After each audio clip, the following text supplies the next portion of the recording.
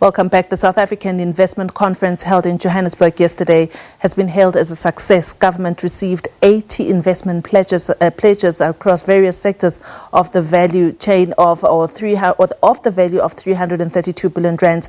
President Cyril Ramaphosa says so far investment pledges starting from the first investment conference 4 years ago totals about 1.4 trillion rand. This is 60 billion rand short of the target of 1.2 trillion rand that they set for themselves in 2018. We are joined by Matthew Parks from COSATU just to get an update from them and how they feel about what's been happening at the investment conference yesterday. Matthew, thank you so much for joining us on Point. What's your view as COSATU on these efforts that have been made by government to try and get investments, and also earlier announcements of making business easy or doing business easy for South Africa? Look, I would think we must remember that we are in an economy which is in a deep recession. We have an unemployment rate of 46%. 2.2 million workers have lost their jobs since COVID-19. Millions of workers are highly indebted, supporting relatives who are unemployed or struggling to make ends meet. So we hope government will be successful. We hope all of these investment commitments will materialize. It is positive that, the previous two investment conferences, that about 2/3 of those commitments have materialized so far. But I think it's critical that government is able to hold accountable different business parties who make commitments to make sure that these commitments are honored, that they do happen. I think we must also assess what is the impact upon jobs, because you want to see jobs being created.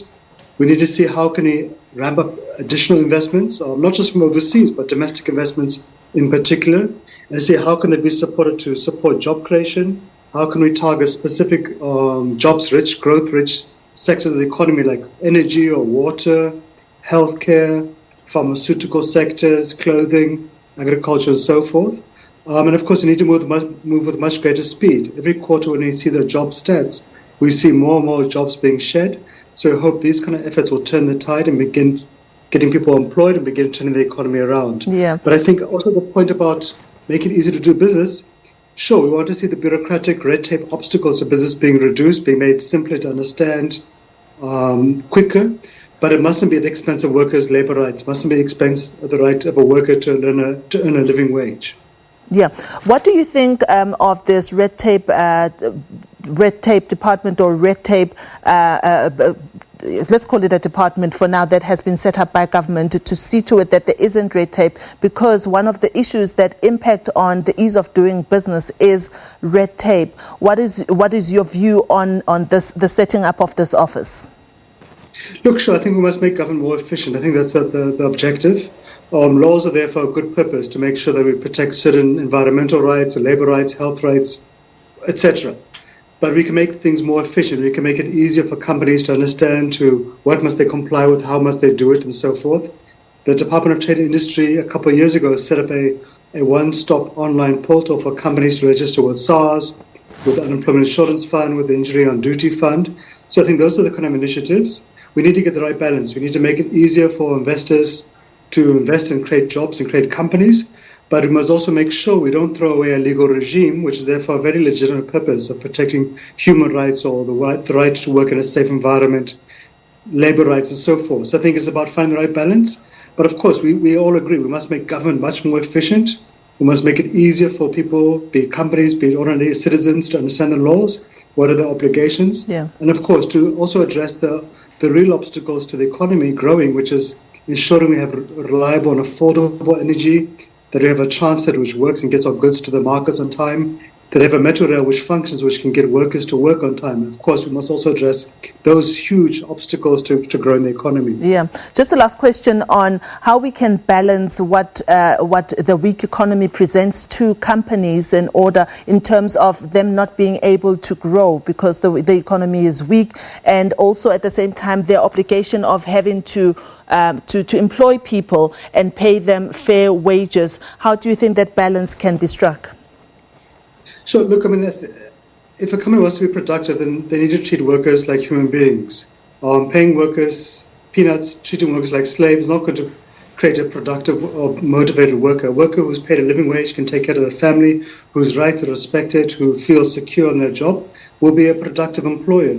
If we look at examples around Sweden, Europe, America, etc., workers are treated well, are productive, and that helps to grow the economy.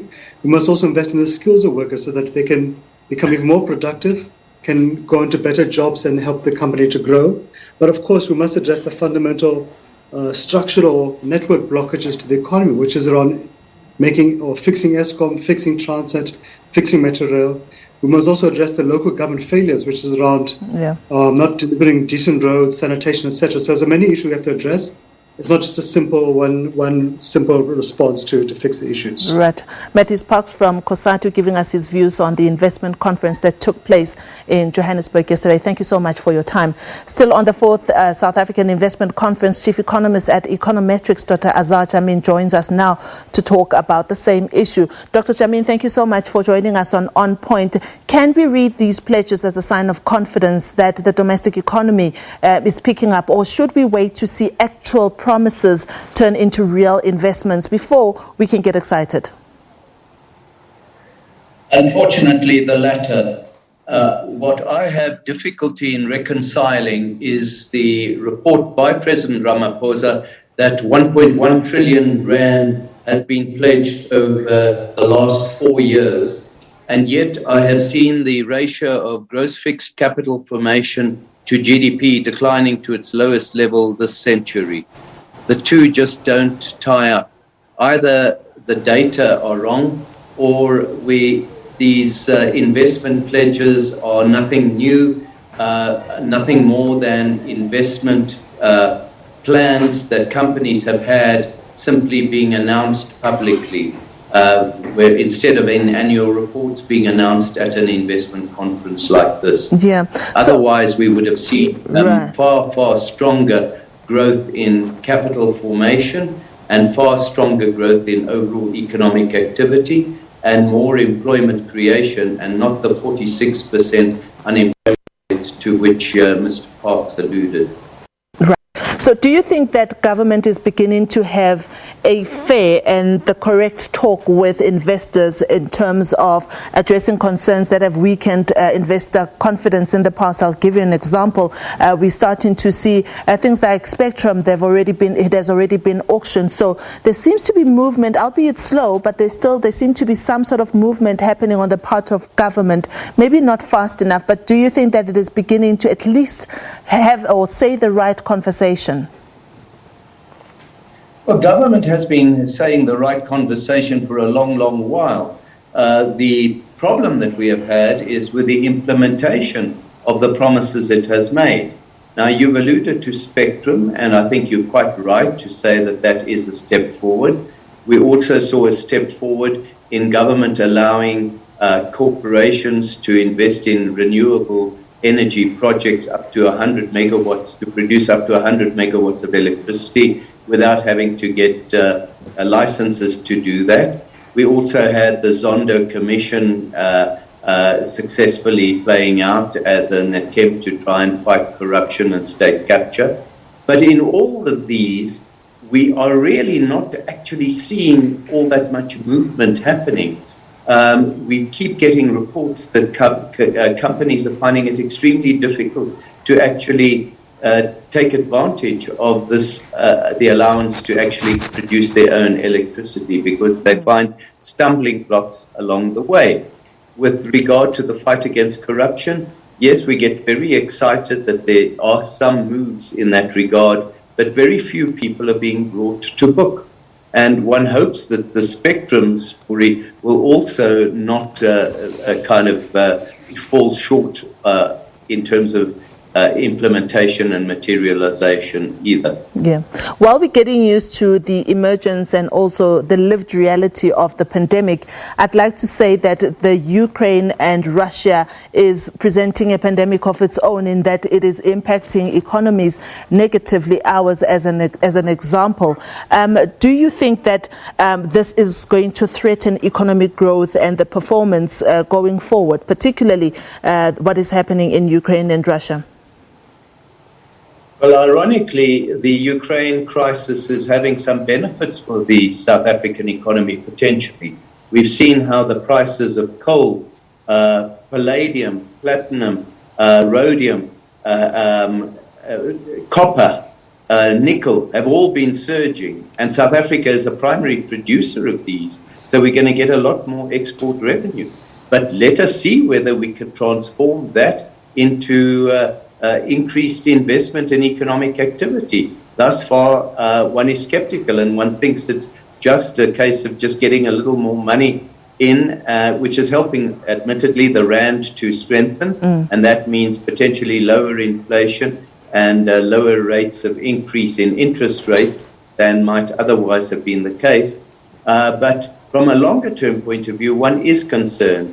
The war in Ukraine and the sharp increase in inflation that has exacerbated an increase in inflation that had already been occurring as a result of COVID is going to force interest rates around the world to rise very sharply and monetary policy to tighten to such an extent that the world economy could go into recession. So in the short term, South Africa is standing to benefit from some of the impact of the Ukraine crisis, but in the longer term, there is a threat that it's going to make economic growth that much worse, not only in the rest of the world, but through that onto South Africa as well. Dr. Azar Jammine, the Chief Economist at Econometrix, joining us on his views of the investment conference that took place in Johannesburg yesterday. Thank you so much, Dr. Jammine, for joining us on Point.